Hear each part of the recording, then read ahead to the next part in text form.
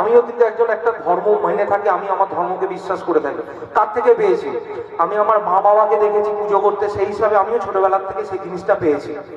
তো আপনারা যে জিনিসটা করবেন আপনাদের সন্তানরাও সেই জিনিসটাই শিখবে। বন্ধুরা, লালগোলা থানার যে আইসি যিনি অতনু দাস মহাশয়, চকে যে জালসাটা হয়েছে সেখানে যে বক্তব্য দিয়েছেন তিনি, ভাই কি বলবো, অসাধারণ দিয়েছে। কম সময়ের মধ্যে 6 থেকে 7 মিনিট তিনি যে বক্তব্য দিয়েছেন, মানে বলেছেন, তিনি তার কোনো বক্তা নন কিংবা কোনো মানে মানে ইসলাম ধর্মের যে বক্তব্য সেটা তো নয় যে 2 ঘন্টা 3 ঘন্টা পার করবে, কিন্তু তিনি যে একদম অফিসার হয়ে এবং মানে যেভাবে সমাজের ধারক হয়ে একদম দায়িত্ব নিয়ে যে বক্তব্যটা দিয়েছে, ভাই শুনে ফিদা। আমি দেখেছি, শুনেছি, তারপরে আমি সেদিনকে ওখানে যেতে পারিনি সেভাবে, কিন্তু আস্তে আস্তে ফেসবুকের মাধ্যমে যে ভিডিওটা দেখলাম, সত্যি ভাই আমাকে অসাধারণ লাগলো, ফিদা হয়ে গেছি। এমন মনোভাব নিয়ে যদি প্রত্যেকটা মানুষ চলে, প্রত্যেকটা অফিসার যদি এমন বার্তা দেয় সমাজের মধ্যে, তো কোনোরকম সমাজে অশান্তি থাকবে না। সব থেকে ভালো কথা লেগেছে আমাকে যে আমি আমার ধর্মে ভালোবাসে আছি বলে, আপনি আপনার ধর্মে আছেন তাই ভালোবাসি। ব্যাপার হচ্ছে আমরা কেউ তো শিক্ষা গ্রহণ করিনি, সব ধর্মকে জানিনি। প্রত্যেকটা মানুষের উচিত হবে সব ধর্মকে জানা, পড়া, শিক্ষার দিকে, তার বাল্যবিবাহ, হ্যাঁ, তারপরে ড্রাগস, এসব নিয়ে যে আলোচনা করেছেন, ভাই আমি তো ফিদা, একবার দারুণ কথা বলেছেন অফিসার, স্যালুট স্যার। এমনভাবে যদি প্রত্যেকটা অফিসার এবং সমাজে সঠিক বার্তা দেন, তাহলে পারে সমাজে এমন আর অবিচার থাকবে না, মানুষ অনেক বুঝতে শিখবে। আর সোশ্যাল মিডিয়া একটা বড় মাধ্যম। আমি আশা করব স্যার, আপনার কাছে আমি করে যদি আবেদন করি বা আপনাকে রিকোয়েস্ট করি, আপনি সোশ্যাল মিডিয়ায় একটি প্ল্যাটফর্ম খুলুন, নিজের একটা আইডি করুন, যেখানে আপনি প্রতিনিয়ত ভিডিও আপলোড করবেন। এরকম মানে অন্য জায়গায় দেখি অন্য ওসিরা কিংবা আইসিরা অনেক অনেক বড় বড় অফিসাররা কিন্তু একটু আইডি খুলে সোশ্যাল মিডিয়ায় খুলে ভিডিও পোস্ট করে সমাজ সচেতনমূলক, বেশ ভালো লাগে। আমি আশা করছি আপনি করবেন। আপনার ভিডিও দেখেছি, আপনার কথা বলার ধরন আমাকে খুব ভালো লেগেছে, মন ছুঁয়ে গেছে, স্যালুট। একদম মিট করবো স্যার, খুব ভালো লাগলো। তো ভিডিওটা যারা এখন দেখোনি তারা অবশ্যই দেখে নাও। বন্ধুরা দেখে নাও ভিডিওটা, আমি নিচে দিয়েছি, দেখো ভিডিওটা, খুব ভালো লাগবে। Salute sir. শুভ সন্ধ্যা সকলকে। তো মঞ্চে উপবিষ্ট সমস্ত প্রধান অতিথিকে আমার প্রণাম। তো বেশি সময় নেব না, কারণ আপনারা এসে সব ধর্ম নিয়ে শোনার জন্য। তো অল্প কথাই বলতে চাইবো। তো সত্যি খুব ভালো লাগছে, যেরকম একটা জলসায় এসে, ঠিক আছে, সেখানে এসে যে ওনারা আমন্ত্রণ করেছেন সেই হিসাবে আমি এসেছি। তো একটা কথা বলবো, ঠিক আছে, এখানে অনেক বয়োজ্যেষ্ঠ মানুষ আছে, অল্প বয়সী ছেলেদেরকে খুব কম দেখা হচ্ছে। তো গার্জেনদের একটাই কথা বলবো যে নিজেদের ছেলে মেয়েদেরকেও নিয়ে আসুন, যারা শুনুক। কারণ আমি বাইরে আস্তে আস্তে দেখছিলাম ম্যাক্সিমাম ইয়ং ছেলেরা রয়েছে, তারা নয় কোনো ফুচকার দোকানে, নয় এমনি দোকানে থেকে ঘুরে চলে যাচ্ছে। ঠিক আছে, সবকিছুরই একটা ধর্মের মহত্ব রয়েছে। তো আশা করব যে যারা যারা গার্জেন রয়েছেন তারা তাদের ছেলে মেয়েদের, কারণ আজ আমিও কিন্তু একজন একটা ধর্ম মেনে থাকি, আমি আমার ধর্মকে বিশ্বাস করে থাকি। তার থেকে পেয়েছি, আমি আমার মা বাবাকে দেখেছি পুজো করতে, সেই হিসাবে আমিও ছোটবেলার থেকে সেই জিনিসটা পেয়েছি। তো আপনারা যে জিনিসটা করবেন আপনাদের সন্তানরাও সেই জিনিসটাই শিখবে। একটা জিনিস তো এমনি গড়ে ওঠে না কারোর মধ্যে। তো একটাই কথা বলবো যে সবাই আসুক, এবং শুধু বয়স্ক ব্যক্তির জন্য কেন হবে, ছোট ছোট ছেলেমেয়েরাও শুনুক, ঠিক আছে, তারাও পড়ুক, সবার নিজের ধর্মকে জানুক।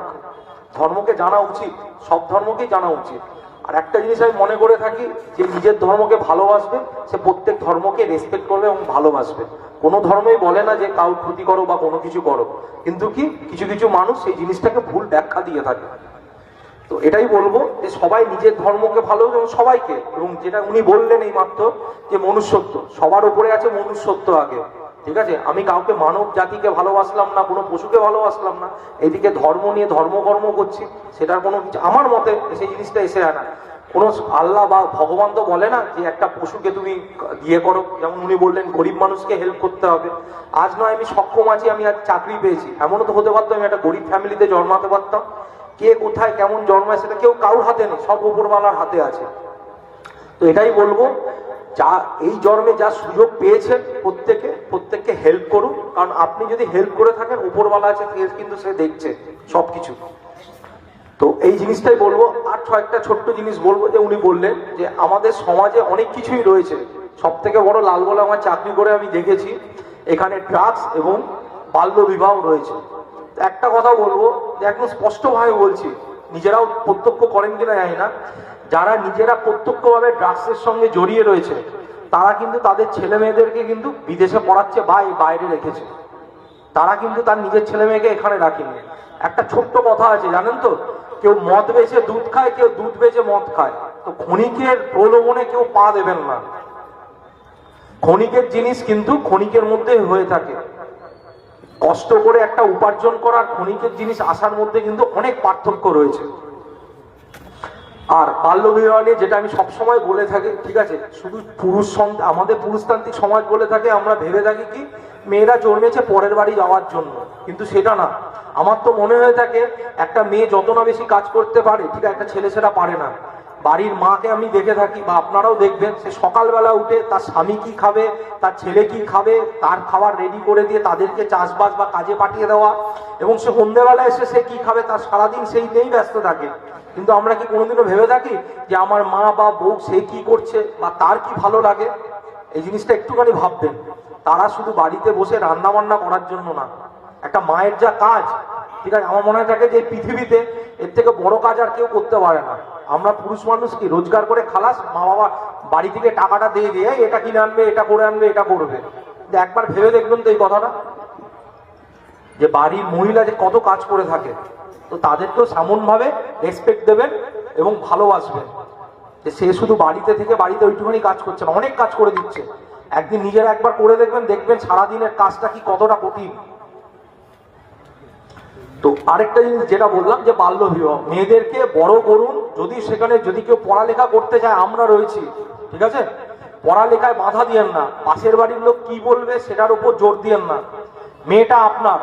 এই যে থানাতে আমি প্রত্যক্ষ কথা বলছি, কোনো একটা আপনাদেরকে বাড়িয়ে চড়িয়ে কোনো কথা বলছি না। 10টা যদি কেস হয়ে থাকে, 8খানা কিন্তু বধূ নির্যাতনের কেস হয়ে থাকে। কারণটা কি? অল্প বয়সে বিয়ে দিয়ে দিচ্ছে, ঠিক আছে, তারপরে তার প্রতি তার মোহ উঠে যাচ্ছে। সে স্বামী বাইরে গিয়ে, ঠিক আছে, কাজ করছে, এসে পরে, ঠিক আছে, সুরা পান করে বা কোনো কিছু, নট অনলি সুরা, তার প্রতি তার মোহ থাকছে না। একটাই কথা বলবো, এখন তো সমাজ এগিয়ে গেছে। আগে আমরা ছোট ফোন ইউজ করতাম, এখন কিন্তু আমরা এই বড় phone, QWERTY keypad phone use করছি। কেন? কারণটা কি? যুগের সঙ্গে সঙ্গে আমরা নিজেদেরকেও বদলেছি।